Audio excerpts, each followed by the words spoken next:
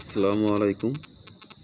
আজকে আপনাদের মাঝে জব সলিউশন থেকে একটি ম্যাথ শেয়ার করতেছি।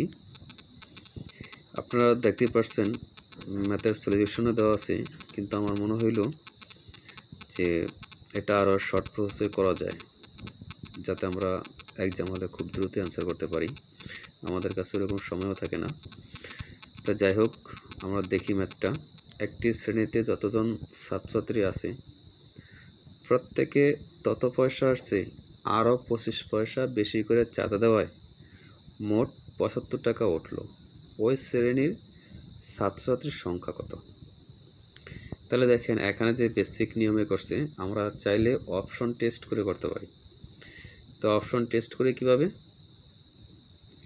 যেহেতু এখানে অপশনে দেওয়া আছে 70, যদি 70 জন স্টুডেন্ট হয় তাহলে অবশ্যই 70 দ্বারা গুণ হবে। কারণ হচ্ছে তারা বলেই দিছে যে যতজন ছাত্রছাত্রী আছে তত টাকা করে যে দেওয়ার পরে আরও কি 25 পয়সা বেশি দেয়।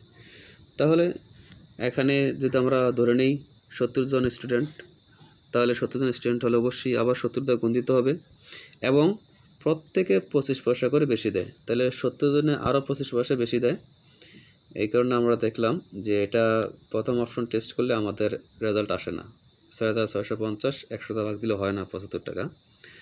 আমরা দ্বিতীয় অপশনে যাই, 75 যদি আমরা 75 দিয়ে গুণ দিই, এবং যদি 75-রে আবার যদি 25 দিয়ে গুণ দিই, যেহেতু প্রত্যেকেই আরও 25 পয়সা বেশি দেয়,